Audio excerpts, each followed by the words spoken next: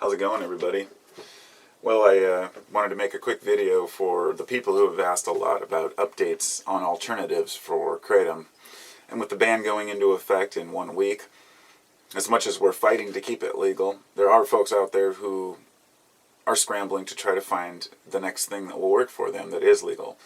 And it's unfortunate that it has to come to that, but since the issue is at hand, I figured we might as well deal with this. Now, I mentioned a few weeks ago a potential alternative, which was called Akiyama Seeds.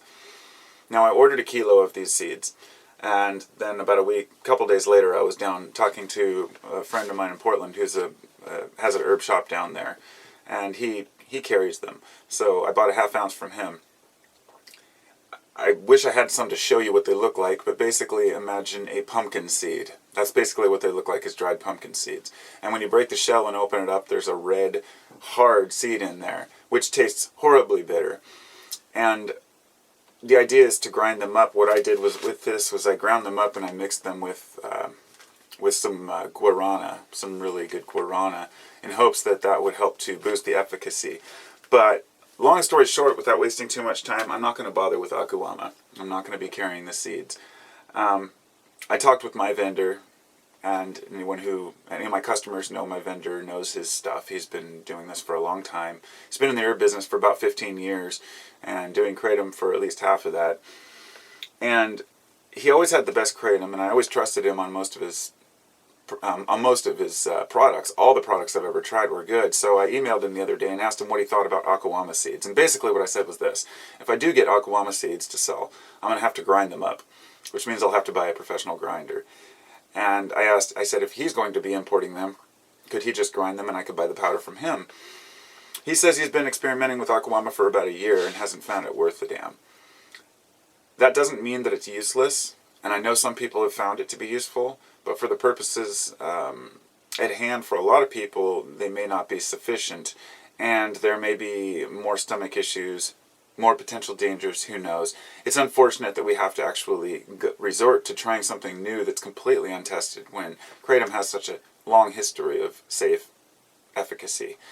But as far as other alternatives, I just have a couple in front of me that, people have asked me, what about Kava? No, Kava is nothing like Kratom. What about Willow Bark? Now, Willow Bark is, I'll read a little article so I can explain the technical. Willow Bark acts a lot like aspirin, so it's used for pain, including headache, muscle pain, menstrual cramps, rheumatoid arthritis, gout, and disease of the spine called ankylosing spondylitis. Okay, now when it says Willow Bark acts a lot like aspirin, let me say that aspirin is basically a synthetic version of Willow Bark. Willow Bark was there first. Salicin, the active ingredient in Willow Bark, seems to have contributed to the death of the composer Ludwig von Beethoven. Apparently, Beethoven ingested large amounts of salicin before he died. This is the first recorded case of a type of kidney damage that can be caused by salicin. Now that right there makes people say, well, kidney problems. Now this is the same thing that happens when you're taking a variety of other things, including, if you're taking hydrocodone or Vicodin. The reason why it contains acetaminophen is because it makes it more effective, but acetaminophen could be damaging to the liver too. So aspirin generally is not an alternative as well for anyone looking for Kratom alternatives. Turmeric is wonderful for inflammation. Not a whole lot I could say about it. Turmeric is a well-known herb, but it does not have the same pain-killing effects. So let's be honest, what we're looking for is the pain-killing effects with the energy that comes along with Kratom, at least the ability to function. Nobody wants to take something and be sedated. So there's one thing that I've come up with here that, after talking with my vendor, he's curious as well, and he brought this to my attention. There's a plant called Incarvalia sinensis. It's just like Cordyceps sinensis, which is an herb I sell, except for it's not a fungus. The sinensis is just a class or a grouping, so it's nothing the same. It's a small plant with like a trumpet-like flower. And I'm just going to read a few little things here. It says the two new derivatives of monoterpene alkaloids, named incarvilatine C and incarvilatine D, which are related to the anti-nociceptive alkaloid incarvilatine were isolated from the aerial parts of Incarvalia sinensis. On the basis of both chemical and spectroscopic evidence, the structures of the first two were characterized. I should not get too technical here. The whole dried plant has been used in traditional Chinese medicine as a drug to treat rheumatism and relieve pain.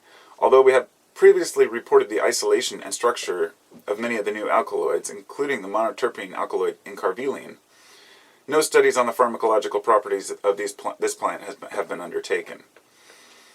And it goes on to explain the scientific details of it, and then it says, in conclusion, incarvilatine displayed potent anti-nociceptive action that was partially blocked by naloxone, indicating an interaction with central opioid mechanisms. These results suggest that incarvilatine may be a new type of anti-nociceptive agent with a different mechanism of action from that of morphine. Further investigation is required to elucidate the exact mechanisms underlying these effects. So what we have basically here is a plant, an herb that has effects similar to morphine, similar to the current pharmaceuticals that we have, yet seems to be less dangerous and work in a different way. Now, kratom seems to work in a different way as well. There's obviously mechanisms not well understood. I also have an article here about towards the synthesis of incarviline and incarvilatine. Basically, it's an idea, well, it's an article about the isolation of these compounds. Point being that it is being undertaken and investigated. Now, I've been looking all morning for a good source. My vendor, since he's been doing this for 15 years, and he tells me he can't find a good source for it, because he said that was something that interested him, but he can't find a consistent good source for it. And so I'll be digging deep and looking and talking with some overseas vendors, and I want to try to see if it's worthy. You know, I did get an email from a couple of my vendors that I used to buy from, as being a kratom purchaser for several years. I'm on a lot of mailing lists too. And a lot of them would say, here, this is how you take action, and it's great that everybody's sharing the information. Some of them finally are saying now, hey, we're going to be carrying this instead. And one vendor finally sent me an email saying, we're going to be carrying Akiyama Seeds. And that's when I thought, should I be doing this? I won't be carrying a product just because it's an alternative. I'll be carrying a product if it works. But there's a lot that we need to learn about these things. You know, kratom was already kind of a mystery to a lot of people, and it's taken years for it to get out to where we understand the side effects, the benefits, and risk of it, and we still don't know. So I'm going to be digging farther into this incarviline. I find this to be a fascinating plant, and it may be able to be grown here. We'll just have to see. I'd like to do a legal herbal greenhouse. I have a greenhouse I've been wanting to set up with a lot of, let's just say, well, organic, homegrown herbal remedies, and have a variety of them, including, you know, Scledium tortuosum or canna, and there's so many different herbs that can help, and so many different combinations. I think that it's just going to be a matter of us sharing the knowledge that we find. And one more thing I'd like to point out that I find is important is not everybody takes kratom for the same reason. So while a lot of people out there are looking for an alternative for their pain management, so they might be able to find the same, you know, results in something if they only take it, say, in the evening, and they need something to help them sleep, they might find a better result in Akiyama Seeds. Who knows? But for the person who takes it in the morning for energy or for anxiety, you know, taking a heavier sedating type, you know, substance, compound, isn't going to be useful for them.